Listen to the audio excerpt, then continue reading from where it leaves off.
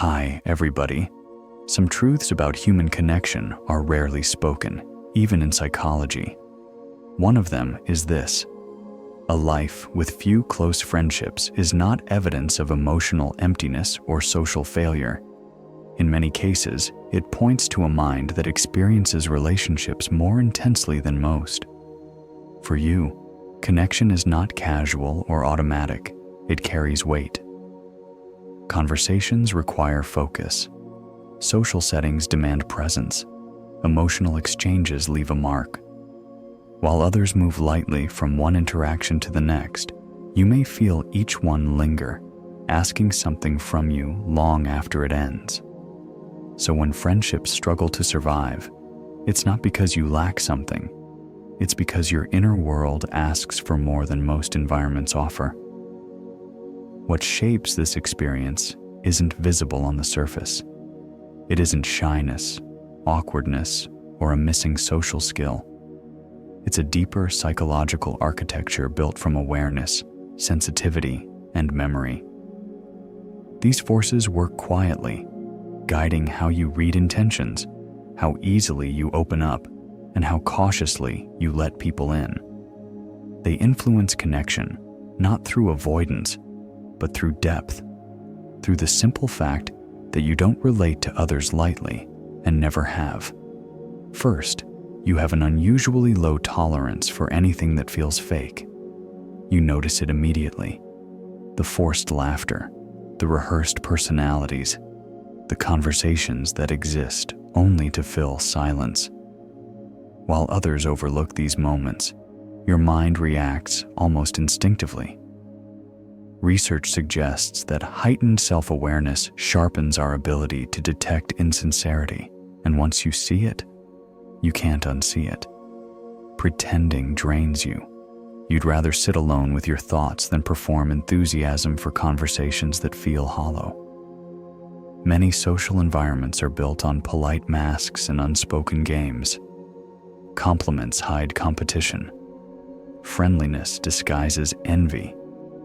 You sense these undercurrents quickly, and your nervous system refuses to relax around them. This is why your circle remains small, not because you dislike people, but because you protect your emotional space. Authenticity isn't optional for you. It's the foundation. Without it, connection simply isn't worth the cost. Second, you're not searching for noise. You're searching for resonance.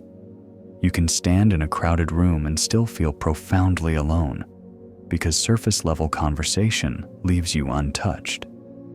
Your mind longs for discussions that explore meaning, emotion, purpose, and truth. Casual chatter feels empty, not because you're cold, but because you crave substance. You don't want many people around you. You want a few who feel safe, familiar, and real. Until that exists, silence feels more honest than forced connection.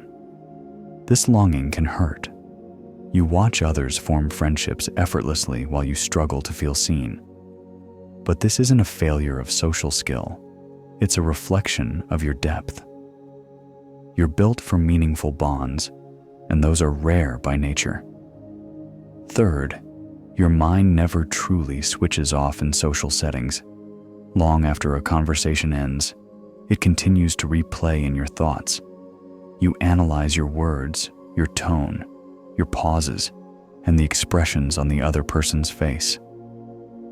Psychology links this to heightened self-awareness, a trait that can easily turn into social hypervigilance.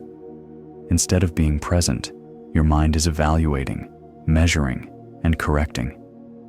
Over time, this makes even simple interactions feel heavy.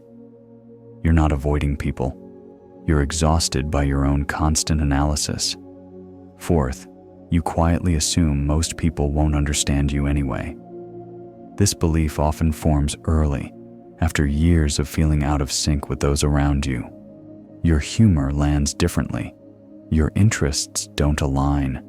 Your way of thinking feels slightly offbeat compared to the crowd. Psychologists describe this as social incongruence, when your internal world doesn't match your environment.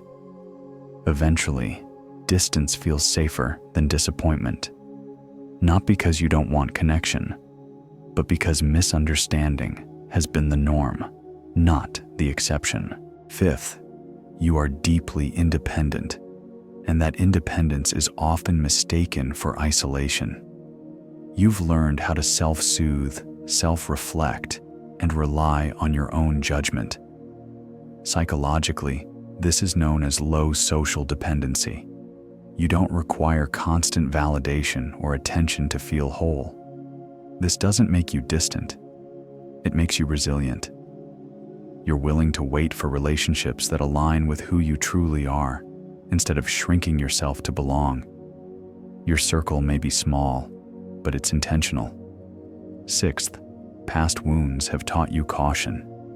Many people who struggle socially carry invisible histories of rejection, being excluded, dismissed, or betrayed by those they trusted. When trust breaks, the brain adapts. It becomes observant, selective, protective. You don't rush intimacy anymore. You watch, you assess, you take your time. This isn't emotional closure, it's wisdom. You understand now that access to your inner world should be earned. Seventh, social interaction drains you faster than it drains others. Your nervous system processes everything: tone shifts, body language, emotional undercurrents simultaneously. What feels effortless to some feels overwhelming to you. While extroverts recharge through connection, you recover through solitude. Alone time isn't avoidance, it's regulation. Without it, your mind never fully rests. Eighth, fear of judgment quietly limits your expression. You want to be relaxed, confident, spontaneous, but the pressure to be perceived well tightens your chest. Psychology refers to this as fear of negative evaluation. It's not that you don't want connection, it's that vulnerability feels risky. You're protecting the parts of yourself that matter most. Ironically, this sensitivity often becomes the foundation for the deepest loyalty once trust is established. Ninth, beneath all of this exists a rich and vivid inner world. You think deeply, notice subtleties, and feel emotions with intensity. These qualities may complicate social life, but they also give your experiences depth and meaning. When you do form friendships, they aren't casual or disposable. They are profound, enduring, and rare, just like you. Here's the truth. Most people never say out loud, struggling to make friends doesn't mean you're flawed.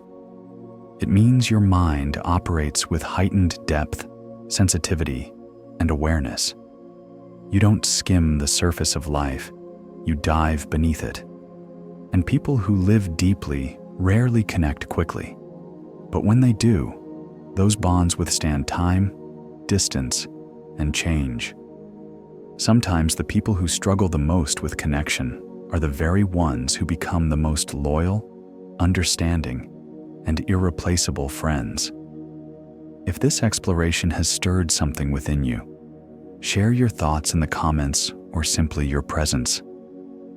Thank you for walking this path with us today. If this journey has stirred something within you, reflection, awareness, even clarity, know that you are not alone. Until next time, take care of your energy and honor your intuition.